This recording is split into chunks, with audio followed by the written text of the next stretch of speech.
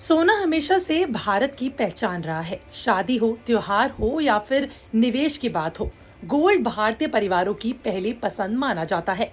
लेकिन अब सोने के कारोबार से जुड़ी एक ऐसी खबर सामने आई है जिसने सरकार, कारोबारियों और निवेशकों तीनों की चिंता बढ़ा दी है। दरअसल भारत में सोने पर इंपोर्ट ड्यूटी बढ़ने के बाद एक बार फिर गोल्ड का ग्रे मार्केट तेजी से बढ़ता दिखाई दे रहा है। वर्ल्ड गोल्ड काउंसिल यानी कि WGC का कहना है कि ऊंचे आयात शुल्क की वजह से अवैध कारोबार को नुकसान हो रहा है, जबकि अवैध तरीके से सोना लाने वालों को फायदा हो रहा है। आइए समझते हैं कि आखिर पूरा मामला क्या है और इसका असर आपकी जेब तक कैसे पहुंच सकता है। देखिए, इस साल 13 मई साल 2026 को भारत सरकार ने सोने पर इंपोर्ट ड्यूटी बढ़ाकर 15% कर दी थी। इसके अलावा सोने पर 3% GST भी लागू किया। यानी अगर कोई व्यक्ति कानूनी तरीके से सोना आयात करता है तो उसे कुल मिलाकर 18% अतिरिक्त टैरिफ देना पड़ता है। आपको बता दें कि यही 18% का अंतर अब तस्करों और ग्रे मार्केट के कारोबारियों के लिए कमाई का बड़ा मौका बन रहा है।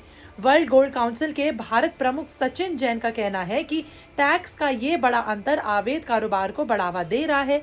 जिन लोगों के लिए पहले गोल्ड स्मगलिंग कम फायदेमंद थी, अब उनके लिए ये कारोबार फिर से आकर्षक बनता जा रहा है।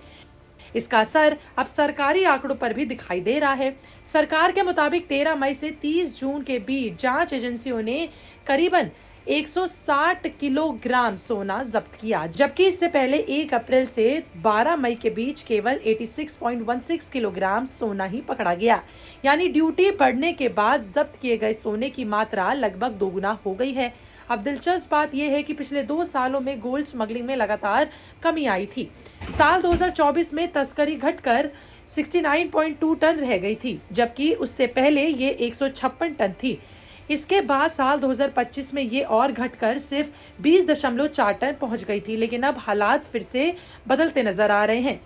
इंडस्ट्री से जुड़े लोगों का मानना है कि अगर यही स्थिति बनी रही तो साल 2026 में अवैध तरीके से भारत आने वाले सोने की मात्रा 100 टन से ज्यादा हो सकती है।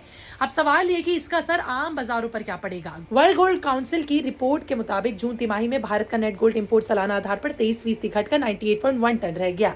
यानी सितंबर साल 2020 के बाद सबसे निचला तिमाही स्तर। सिर्फ आयात ही नहीं, देश में कुल गोल्ड डिमांड भी कमजोर हुई है। जून तिमाही में कुल मांग 6% घटकर 131 टन के करीब रह गई।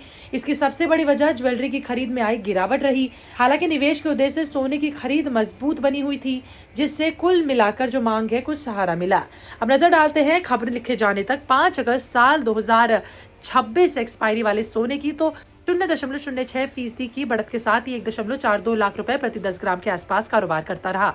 आपको बता दें कि हालांकि 29 जनवरी साल 2026 को सोने ने अपना ऑल टाइम हाई बनाया था, लेकिन उसके बाद कीमतों में उतार चढ़ाव बना रहा। वर्ल्ड गोल्ड काउंसिल का यह भी मानना है कि अगर आने वाले महीनों में सोने की कीमतें स्थिर रहती हैं तो साल की दूसरी तिमाही में मांग दोबारा बढ़ सकती है। ऐसे में कई ग्राहक हैं जिन्हें ऊंचे दामों की वजह से खरीदारी टाल दी जानी है। अगर कीमतें स्थिर होती हैं तो फिर से बाजार में लौट सकते हैं।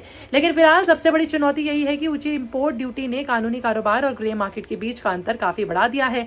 इसका नुकसान संगठित कारोबारियों को उठाना पड़ रहा है, जबकि अवैध कारोबारियों के लिए अवसर पैदा कर रहे हैं। यानी एक तरफ सरकार का उद्देश्य आयात कम करना है, जबकि व्यापार घाटा नियंत्रित करना और रुपए पर दबाव घटाना है। वहीं दूसरी तरफ देखा जाए तो ऊंची ड्यूटी का एक अनचाहा असर भी सामने आ रहा है, जहां ग्रे मार्केट दोबारा सक्रिय होता दिखाई दे रहा है। अब देखने वाली बात यह होगी कि सरकार इस स्थिति से कैसे निपटने के लिए क्या कदम उठाएगी, क्योंकि अगर अवैध सोने का कारोबार इसी रफ्तार से बढ़ता रहा तो इसका असर सिर्फ सरकारी राजस्व पर नहीं बल्कि पूरे संगठित ज्वेलरी सेक्टर पर भी पड़ सकता है। ऐसे में सोने के जो बाजार है उस पर नजर रखने वाले निवेशकों, कारोबारी और आम खरीदारों के लिए आने वाले कुछ महीने बहुत अहम होने वाले हैं। बाकी आपका इस रिपोर्ट पर क्या कहना था, कमेंट में जरूर बताइएगा।